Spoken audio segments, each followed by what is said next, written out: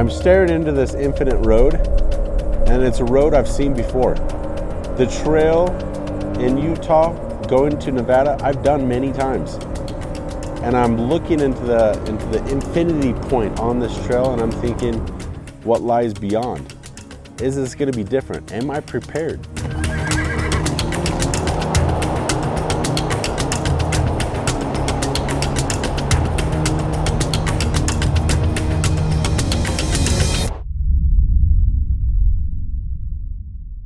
Dude, this is where it all starts, man. That's crazy to think we're going to be airing down and we're not going to be reinflating for like 500 miles. Like, it's just crazy, mind-blowing. This is my chance to get myself ready for that adventure. One day I want to be able to drive all the way from Mexico down to Argentina, to Tierra del Fuego, and do it with the Tacoma that we're using for this trip. Welcome back to the Tacoma Beast channel, where it's all about the taco. On today's video, we're going on a 500-mile off-road adventure. Basically, for 500 miles, we're not going to be making any gas stops or food stops. We have the trucks fully ready to go. With me today is Ken Hooglin. Yeah. Ready, man? Oh man, I am so pumped. You know what made me want to do it is just to explore the unknown, explore the trail less taken, and just go. The history of just the Pony Express and being a part of history is what kind of inspired me to get in on it. How crazy is it just staring down and knowing that for 500 miles, who knows what we're gonna see, man? Go, Let's do it. Yeah.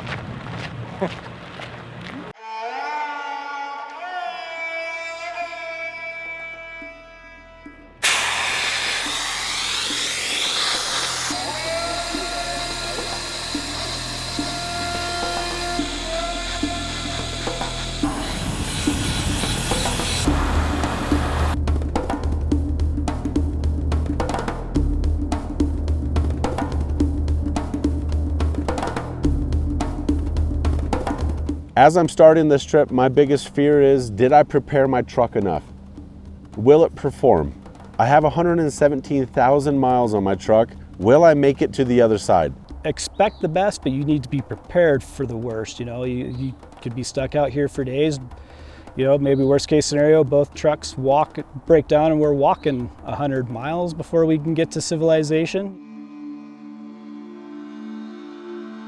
The Pony Express is synonymous with the Wild West. For years, adventurers, bandits, and opportunists navigated these lawless terrains. At one point, the fate and connectivity of America depended on this very overland mail route. My name's Jack, and I'd like to welcome you aboard our 500-mile off-road adventure.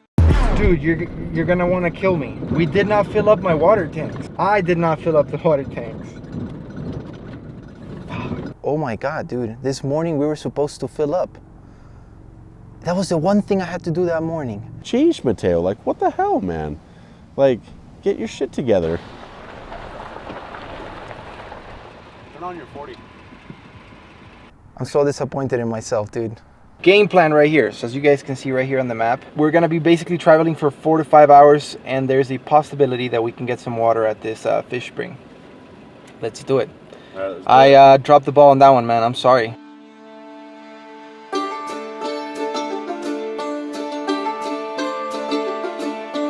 The Pony Express, inaugurated months before the Civil War, was an essential overland mail route, transporting vital information our nation's unity depended on. From the settled East to the newly conquered West, horseback riders galloped 24 hours a day across 1,900 miles of brutal terrain, hostile territory, and grueling weather. Their only goal? To deliver on time. What if I break a leg? No big deal. But if I get bit by a snake and we're 100 miles from the nearest town, that can be an issue.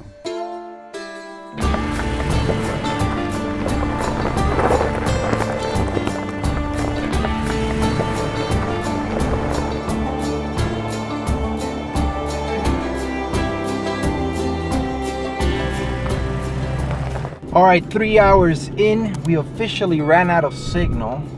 It's safe to say we're off the grid. This is so freaking awesome. Look at this herd of horses. I bet there's probably 50 out there. Where they live is just, you know, it's always amazing to me. And to photograph them, it's something I take seriously. You know, I give them their space and respect and admire them. Like these horses too, you know, you got to respect them. They're beautiful, but I mean, if you get up too close to them, I mean, they'll hurt you. You know, you got to respect just the power and might that they have. So in Ecuador, I grew up in a farm, so Yeah. I'm used to seeing horses, but there's something different about seeing them out in the wild and hearing them just be themselves out there. Honestly, I don't like horses. Like, I drive by a farm, I don't get excited for horses, but I see them out here in the nature. I feel like these guys are wild. There's something about them being wild, the wild factor that plays such a Oof. big role. It's- Also, like right now, they kind of just alerted.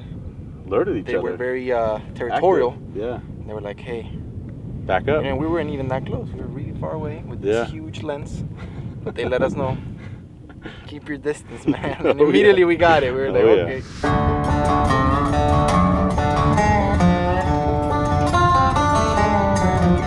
So up ahead, we're coming up to Simpson Springs Campground, and we might be able to find some water. Let's hope we do, man. Got water!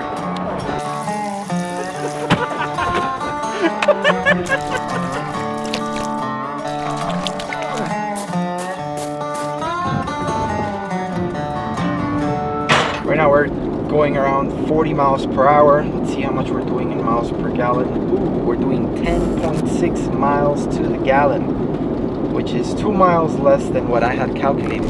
Guys, up ahead, like about at 11 o'clock or 12 o'clock, just straight in front of us, is an even bigger herd of horses. Dude, we got more horses. Look at this, and they're actually on the trail. I'm just so happy that you could see this. I've brought people out here before and I get skunked. I mean, I've had a friend drive down from Canada. I was talking up the horses and he didn't get to see one. And you get to see 300. This is ridiculous. This is epic. Yes. Oh, I waited like 3 years to take a photo again like this. Let's see if I can get him again. Look at that, look at that. Look at that, look at that, look at that, dude. Look at that. Dude, we're about to make the cover of National Geographic.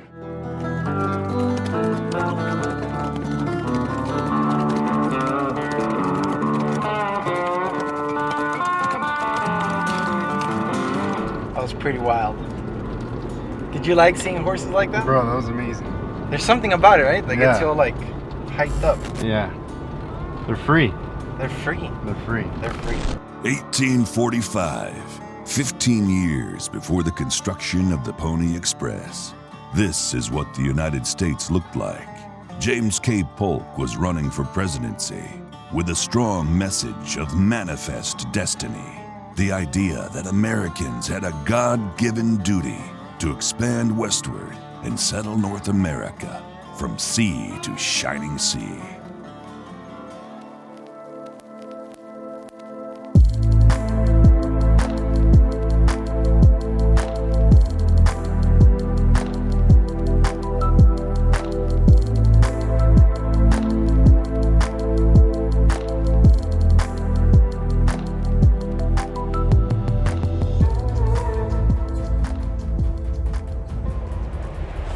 During Polk's administration, the United States won the Mexican-American War in 1848, resulting in the annexation of present-day California, Utah, Nevada, Arizona, and New Mexico.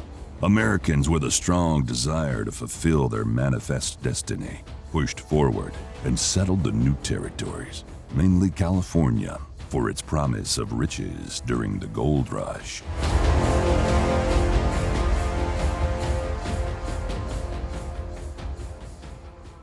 This guy's got huge antlers on him. Look to the left, just past me. You'll see him on the water. Where? He's like right to my left. You can see his antlers. You got a picture? Okay, I'll show you. Dude, that lens is insane. Are you not at all concerned that we're at half a tank of gas, even though we're only on day one? We have 24 gallons of gas in the tank. We've traveled a total of 92 miles. We have 408 miles to go. Do you think you did your math correctly? Well, one thing that I did wrong was I calculated for 12 miles to the gallon, and right now we're doing 10.5 on average. California quickly became an economic power and an official state in 1850, but was still cut off from the rest of the country by the 2,000 miles of unsettled frontier between Missouri and California. The only ways to mail information would be by ship, going all around South America, which took 6 to 8 weeks to deliver, or by stagecoach, which could take months to deliver. With Civil War tensions brewing in the 1850s, the U.S. needed a faster way to communicate with the 500,000 Americans now living in the West. 106 desert, driving all day. I mean, these vehicles are performing great for the conditions.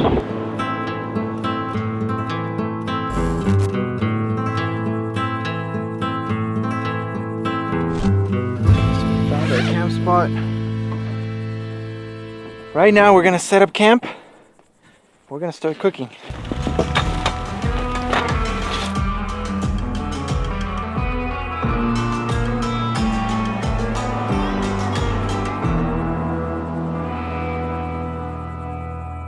feel like I'm in Mars.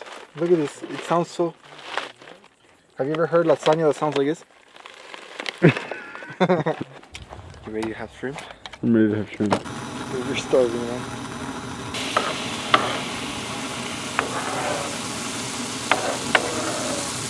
That was pretty freaked out. I didn't think you were gonna like it though. No! Oh, turn them off! Turn off the lights!